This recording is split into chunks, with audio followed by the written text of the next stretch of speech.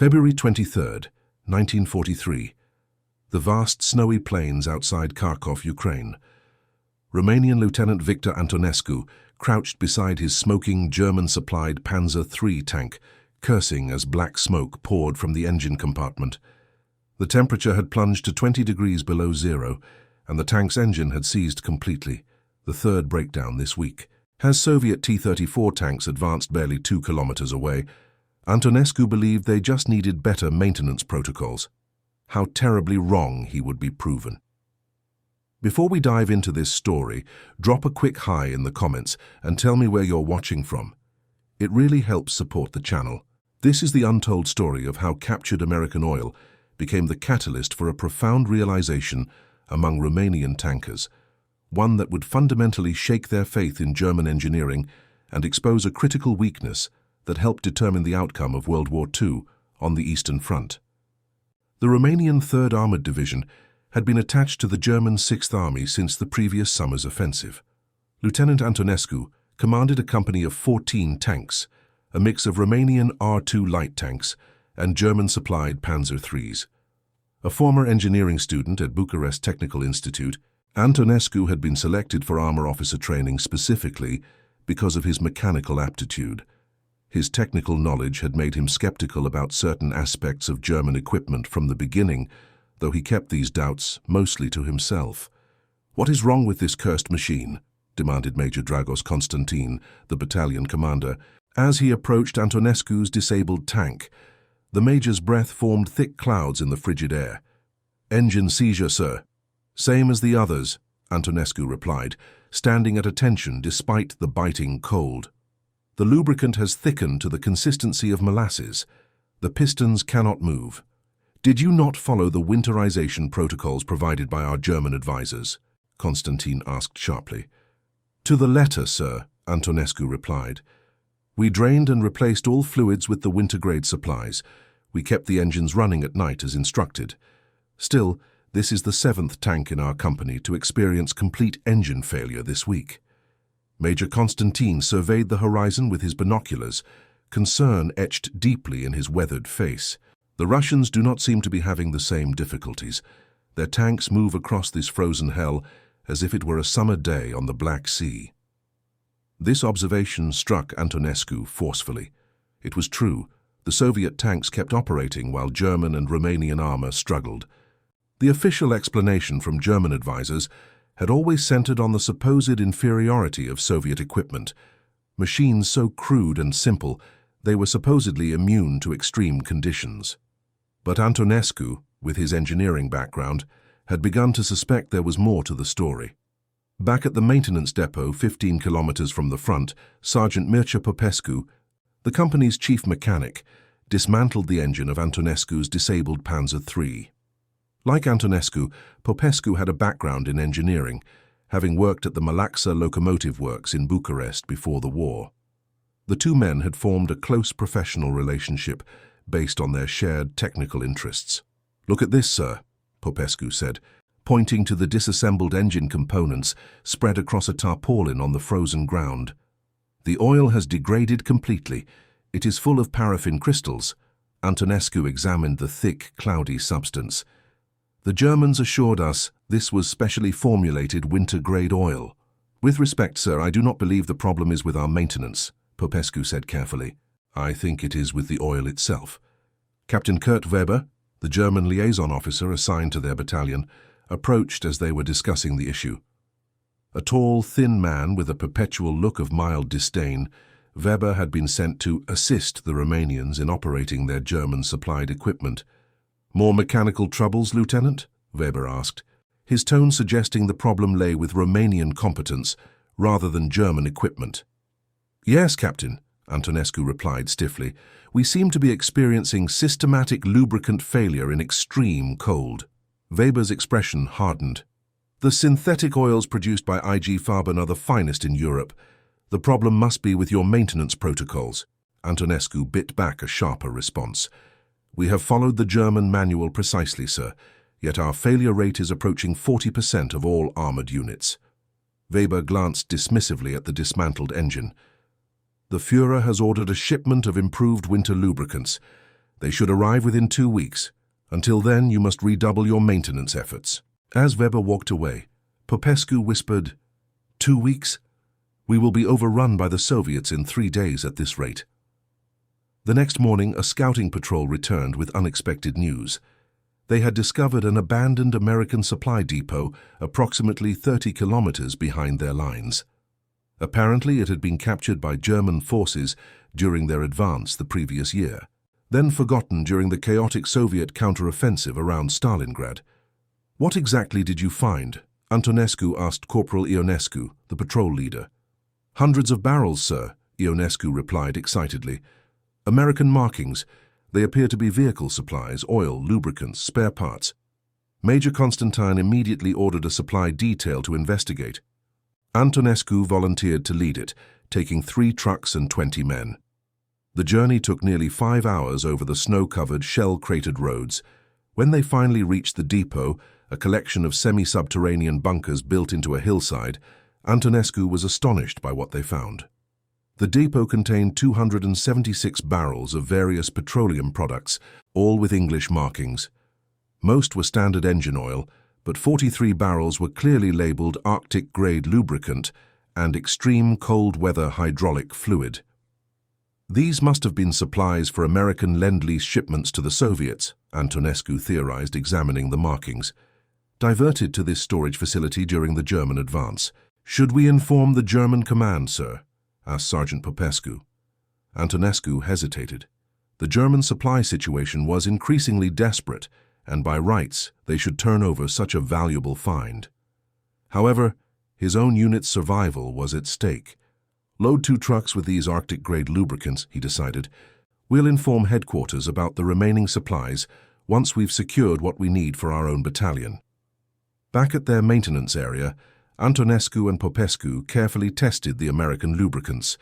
Using a field thermometer, they subjected samples of both the German synthetic oil and the American products to decreasing temperatures. "Look at this, sir," Popescu said with barely contained excitement. "The American oil remains fluid even at 30 degrees below zero. The German product begins to solidify at just 15 below. Could this explain why the Soviet tanks keep operating while ours fail?" Antonescu wondered.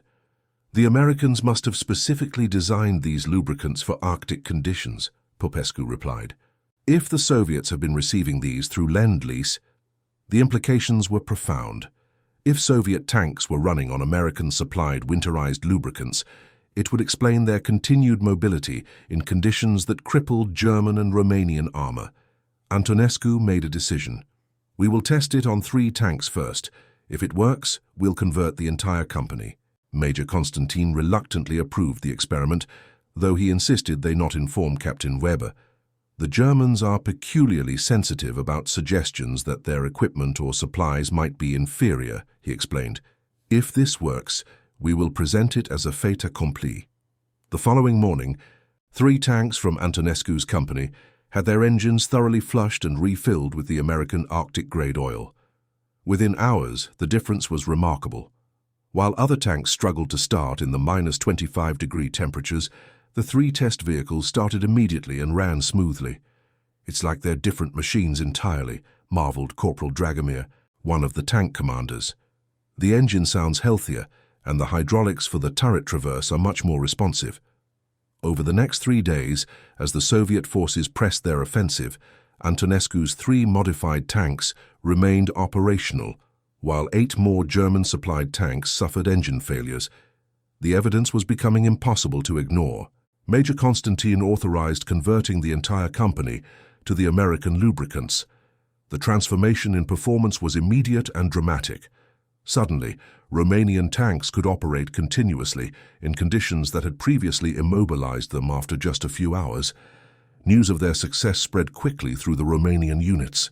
Delegation after delegation of tank commanders and mechanics arrived to examine the American products and request supplies for their own vehicles.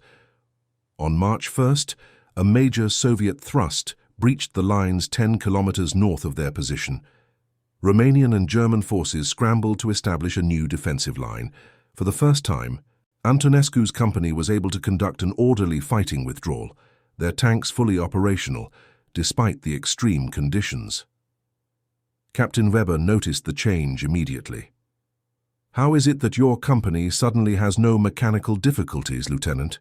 he demanded, his suspicion evident. "We've made some adjustments to our maintenance procedures," Antonescu replied evasively. Weber's eyes narrowed. "What sort of adjustments?" Before Antonescu could formulate a response, Major Constantin intervened. "The lieutenant has discovered an effective winterization technique. We're implementing it across the battalion." Weber clearly didn't believe this explanation, but urgent communications from German headquarters distracted him from pursuing the matter further.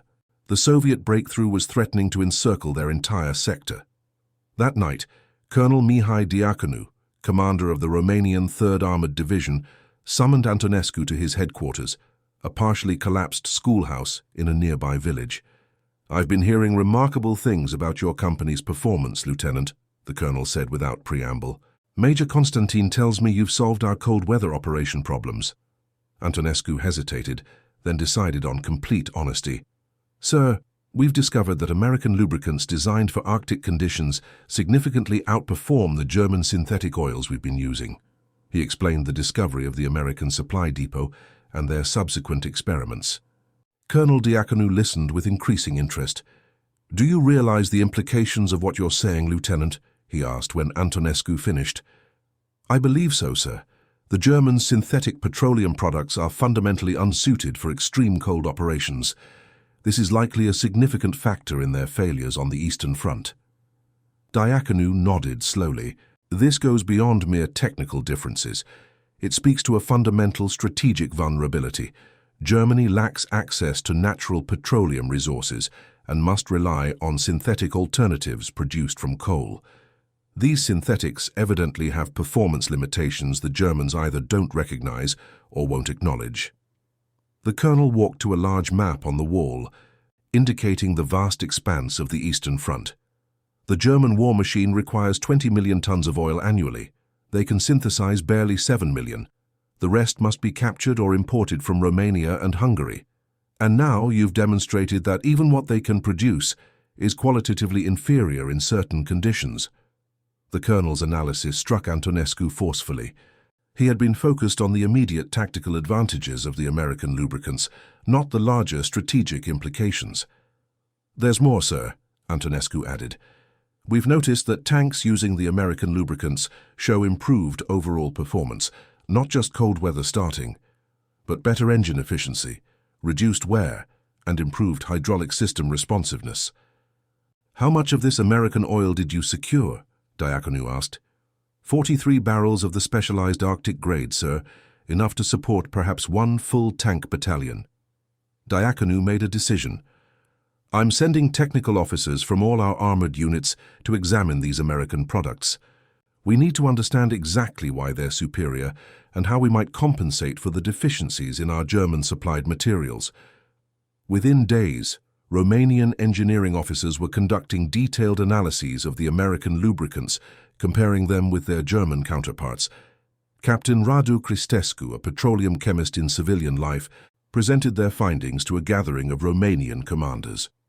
"The American products contain additives specifically designed to prevent wax crystallization at low temperatures," Cristescu explained, pointing to chemical analysis charts. "They also include detergents that reduce carbon deposits and anti-corrosion compounds superior to anything in the German synthetics." "Could we reproduce these formulations?" Colonel Diaconu asked. "Not with our current resources," Cristescu replied regretfully. "The additives require specialized manufacturing capabilities we don't possess. However, we can modify our usage of the German products to somewhat mitigate their limitations." While this technical investigation proceeded, the military situation continued to deteriorate. The Soviet offensive pushed relentlessly westward, forcing Romanian and German forces into an increasingly disorganized retreat. On March 5th, German Field Marshal Erich von Manstein arrived to take personal command of the sector. His presence brought a brief surge of confidence among the German and Romanian troops. Von Manstein was widely regarded as the Wehrmacht's most skilled tactician. An inspection tour brought the Field Marshal to the Romanian 3rd Armored Division's positions. Colonel Diaconu, perhaps unwisely, proudly reported their success in maintaining operational readiness using captured American lubricants. Von Manstein's reaction was unexpected. Rather than dismissing the discovery, he immediately summoned German technical specialists to examine the American products. After reviewing their findings, he requested a private meeting with Colonel Diaconou and Lieutenant Antonescu. "What you have discovered is significant," von Manstein acknowledged, his manner grave. "Our technical people confirm that these American products are indeed superior for cold weather operations. This is concerning." Antonescu was surprised by the field marshal's frankness. Von Manstein continued, "The Reich faces critical shortages in natural petroleum. Our synthetic production has been prioritized for aviation fuel and specialized military applications. The quality compromises you have identified were considered acceptable given our resource limitations. With respect, Field Marshal," Antonescu ventured, "these compromises have immobilized nearly half our armored forces during critical operations." Von Manstein's expression hardened momentarily, then relaxed into resignation. "You are correct, Lieutenant, and I will ensure your findings receive appropriate attention at the highest levels. In the meantime, you have my authorization to continue using these captured materials as you see fit." As von Manstein prepared to leave, he made a final comment that struck Antonescu deeply. "The Reich's greatest vulnerability has always been oil. Not manpower, not industrial capacity, but petroleum. Your discovery, Lieutenant, has merely confirmed what some of us have feared all along." The encounter with von Manstein changed Antonescu's perspective fundamentally. What had begun as a practical solution to an immediate problem now revealed itself as a window into the strategic weaknesses of the German war machine. His education continued the following day when Soviet forces captured a small Romanian supply depot. Among the prisoners taken was Sergeant Popescu.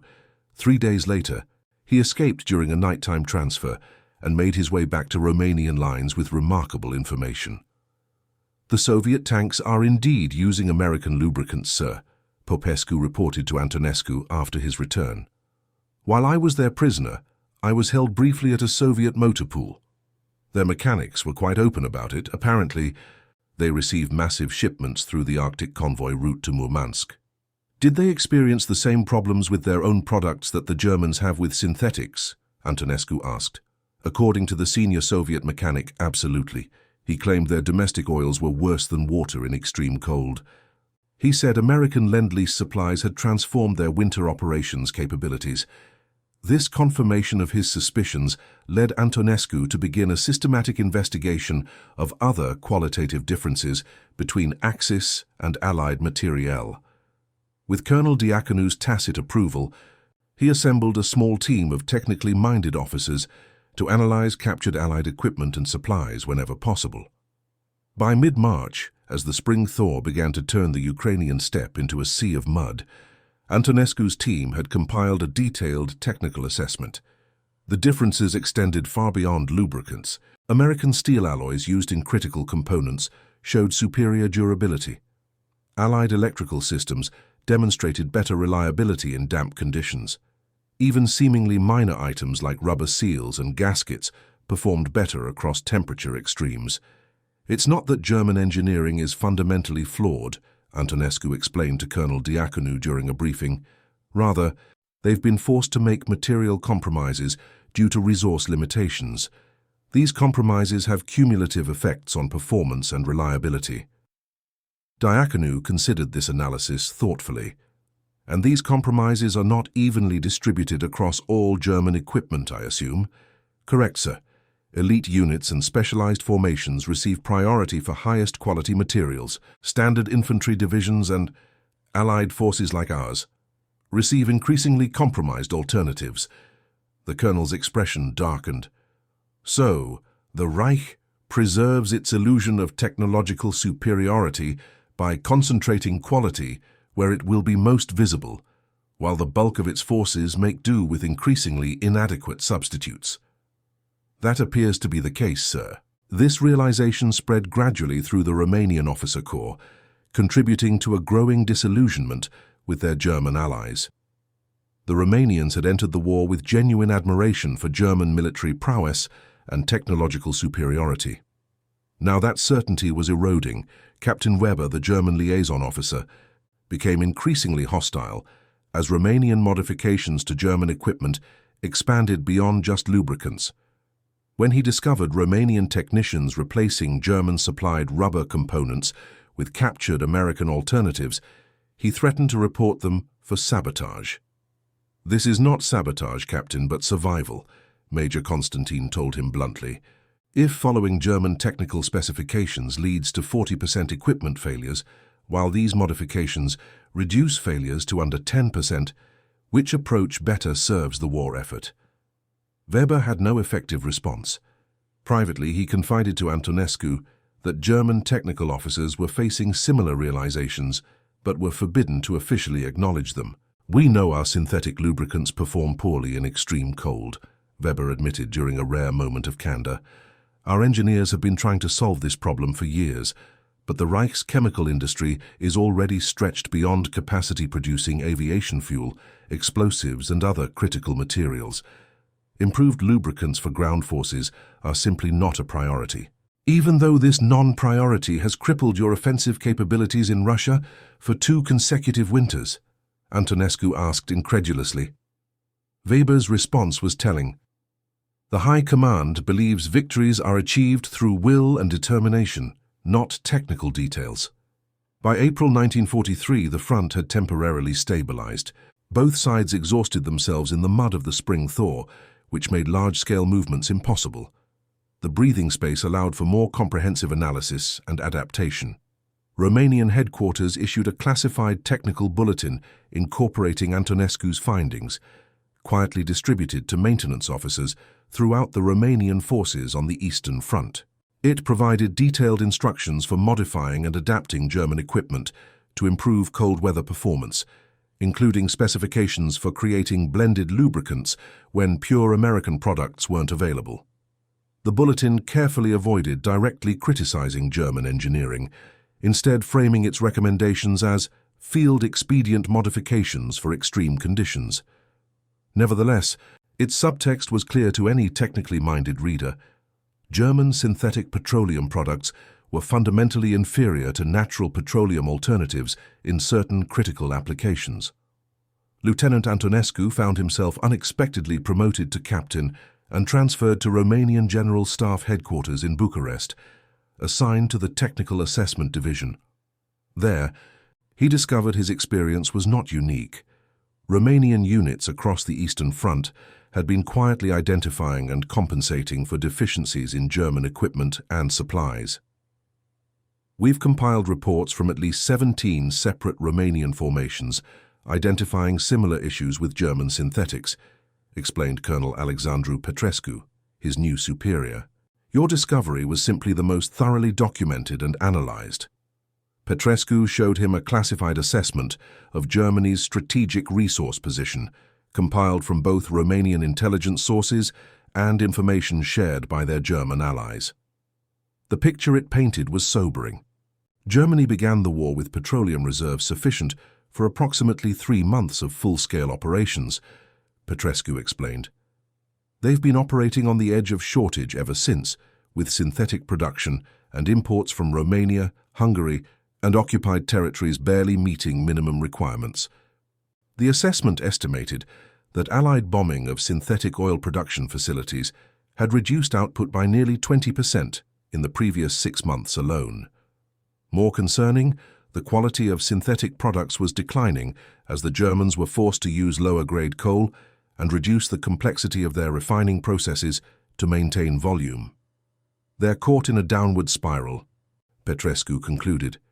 "Each quality compromise to maintain quantity further reduces equipment reliability, which increases consumption as they deploy more vehicles to compensate for higher breakdown rates." In June 1943, Antonescu participated in a Romanian-German technical exchange conference in Vienna. There he met Dr. Heinrich Müller, a senior chemist from IG Farben, responsible for synthetic lubricant development. In private, Müller confirmed Antonescu's findings. "We are fully aware of the performance limitations of our synthetic products," Müller admitted. Our latest formulations show improved cold weather performance in laboratory tests, but we lack the specialized additives to match the American products you've analyzed. Could these additives be synthesized? Antonescu asked. Theoretically, yes. Practically, no. The Reich's chemical industry is already operating beyond sustainable capacity. New production lines for specialized additives would require resources we simply don't have. The conversation turned to the broader implications of Germany's resource limitations. Müller spoke with surprising frankness.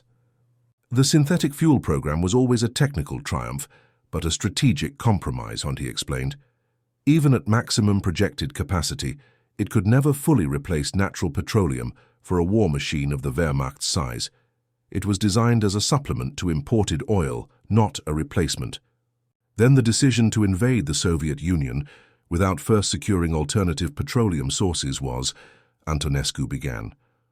A fundamental strategic miscalculation, Müller finished quietly. One that many of us in technical positions recognized but were not permitted to articulate. This conversation solidified Antonescu's growing conviction that Germany could not ultimately win the war. Its technological sophistication, while impressive in many areas, could not overcome its fundamental resource limitations that affected everything from strategic mobility to the reliability of individual weapons systems. Upon returning to Romania, Antonescu compiled a comprehensive assessment for Romanian military leadership. His report meticulously documented the qualitative differences between Axis and Allied petroleum products, their operational impacts, and the strategic implications of Germany's synthetic fuel dependence. The report circulated quietly among senior Romanian officers through the summer of 1943, as the Germans prepared for their offensive at Kursk. When that offensive failed in July, Antonescu's analysis seemed prophetic. German forces, once again hampered by logistical and mechanical limitations, failed to achieve their objectives despite local numerical and tactical advantages. In August, Antonescu received an unexpected visitor at his office in Bucharest. Marshal Ion Antonescu, no relation, Romania's head of state, requested a private briefing on his technical findings. The Marshal listened intently as Captain Antonescu presented his analysis. "You believe these technical limitations indicate Germany cannot win this war?" the Marshal asked directly. "Based purely on the resource equation, no, sir," Captain Antonescu replied carefully. "Germany lacks the petroleum resources to sustain modern mechanized warfare against opponents with access to virtually unlimited natural petroleum. Synthetic alternatives have proven inadequate in too many critical applications." Marshal Antonescu nodded slowly. "Your assessment aligns with increasing evidence from multiple sources. Romania must carefully consider its position as the strategic situation evolves." Though no explicit decision resulted from this meeting, Captain Antonescu later learned that his report contributed to the Marshal's growing realization that Romania's alliance with Germany might lead to national disaster. The gradual shift in Romanian strategic thinking would ultimately culminate in the country switching sides in August 1944. For Captain Victor Antonescu, the war's outcome was determined not by the heroism of soldiers or the genius of generals, but by the mundane reality of petroleum chemistry. The discovery of those 43 barrels of American Arctic-grade lubricant had opened his eyes to a fundamental truth of modern warfare. In a mechanized conflict, the quality and quantity of petroleum products could prove more decisive than courage, tactical brilliance, or even numerical superiority. After the war, Antonescu would write in his memoirs, "We entered the conflict believing in the myth of German technological invincibility. A few barrels of American oil revealed the reality behind that myth. A nation attempting to wage global mechanized warfare without the fundamental resources such warfare requires. No amount of engineering genius or national will could overcome that basic material contradiction." The Romanian tankers who discovered why their German-supplied engines always failed had stumbled upon one of the war's most significant strategic insights. The German war machine, for all its fearsome reputation, had been built upon a foundation of resource inadequacy that compromised its performance in ways both subtle and profound. This realization, multiplied across countless frontline units experiencing similar epiphanies, gradually transformed the Eastern Front from a theater of German offensive operations to one of increasingly desperate defensive measures. When Antonescu visited the United States in 1957 as part of a NATO technical exchange program, he toured the Standard Oil Research Laboratories in New Jersey. There, he was shown the development records for the Arctic-grade lubricants his tank company had discovered 14 years earlier. The American engineers explained that these specialized formulations had been developed specifically for Lend-Lease shipments to the Soviet Union, based on performance reports from the Eastern Front. "We realized early on that standard petroleum products wouldn't perform adequately in Russian winter conditions," the American chief engineer explained. "So we fast-tracked development of specialized Arctic-grade alternatives. By 1942, we were shipping millions of gallons monthly to Murmansk. Those lubricants changed the course of battles," Antonescu told him. "Perhaps even the war itself." The American engineer nodded thoughtfully. War is fought with weapons, but won with logistics and industrial capacity.